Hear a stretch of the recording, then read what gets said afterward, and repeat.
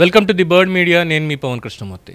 కూటమి కార్యకర్తలు ప్రభుత్వం మీద అసహనం వ్యక్తం చేస్తున్నారు.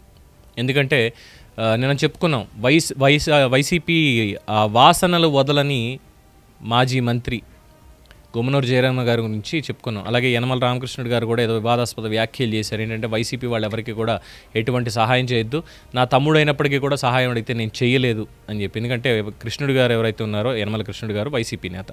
సో నేను నా కుటుంబంలోనే నేను సాయం చేయట్లేదు, అలాంటిది మీరు ఎందుకు చేయాల్సిన అవసరం లేదు అంటే ఏదో వివాదాస్పద వ్యాఖ్య చేశారు. కొంచెం ఇక్కడ పార్టీలను వదిలేసి ప్రజలకు సేవ చేస్తాం అనుకుంటే సరిపోతుంది. అయితే పాలనలోకి వచ్చేసరికి కూటమిలా లేదు, ఇది కేవలం వైసీపీ సానుభూతి పరులని కూటమి కూడా పెంచి పోషిస్తోంది.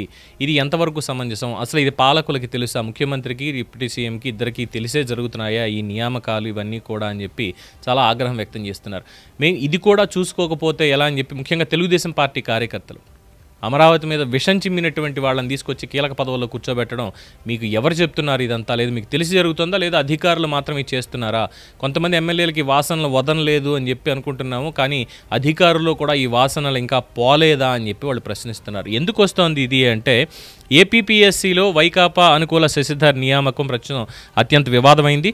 అధికార పార్టీ మారినా గత అధికార పార్టీ అనుకూలంగా ఉన్నటువంటి అధికారులకి ప్రాధాన్యత ఎక్కడా తగ్గడం లేదు. ఇది తెలుగు తమ్ముళ్ళ నిరసన. ఇది మెయిన్ మీడియాలో కూడా బాగా ఇదయింది, విశ్లేషకులు కూడా దీని మీద కామెంట్స్ చేశారు. అయితే ప్రభుత్వం నుంచి సరైనటువంటి స్పందన లేదు, సహేతుకంగా లేదు. ఇంతకీ జరిగింది ఏంటంటే, ఈ శశిధర్ అనేటువంటి వ్యక్తి గతంలో అమరావతి మీద తీవ్రమైనటువంటి ఆరోపణలు చేశారు, చాలా తీవ్రమైనటువంటి ఆరోపణలు. ఒక సివిల్ ఇంజనీరింగ్ ఎక్స్పర్ట్గా నేను చెప్తున్నాను, అమరావతిలో బేస్మెంట్స్ నిర్మాణాలకే చాలా ఎక్కువ ఖర్చు అవుతుంది. లక్షల కోట్ల రూపాయలు వెచ్చించి నిర్మాణాలు ఇక్కడ చేయాల్సినటువంటి అవసరం లేదు. అధికార వికేంద్రీకరణ జరిగితే అన్నీ బాగుపడతాయి అంటూ అమరావతి మీద స్ట్రెయిట్గా ఆయన కామెంట్ చేశారు. అక్కడికి అయ్యింది. తర్వాత ఎమ్మెల్సీ ఎన్నికల సమయంలో వైసీపీ అభ్యర్థులకు అనుకూలంగా ఆయన మిగతా అధికారులందరికీ కూడా వైసీపీ అభ్యర్థిగా ఓటు వేయండి అంటూ వైసీపీ తరఫున క్యాంపెయిన్ చేశారు.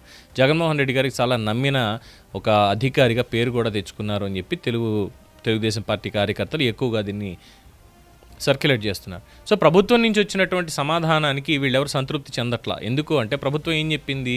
లేదు, ఆయన నియామకం కరెక్ట్ అయిందే. ఎందుకంటే ఏపీపీఎస్సీలో ఇప్పటికే వైసీపీలో నియమించినటువంటి వాళ్ళే ఉన్నారు, సభ్యుల కింద వాళ్ళే ఉన్నారు.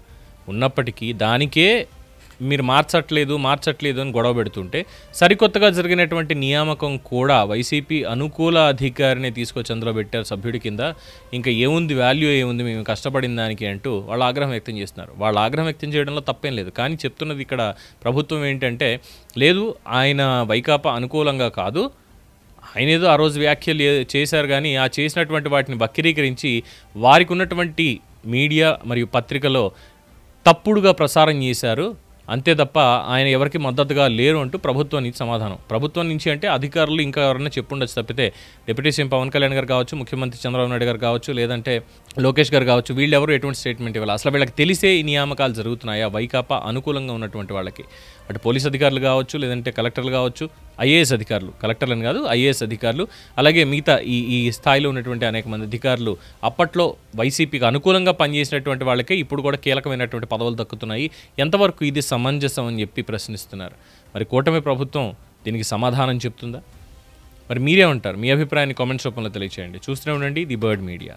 ఈ వీడియో కనుక మీకు నచ్చినట్టయితే లైక్ చేయండి, షేర్ చేయండి, సబ్స్క్రైబ్ చేయండి, అలాగే పక్కనే ఉన్న బెల్ ఐకాన్ని క్లిక్ చేయండి.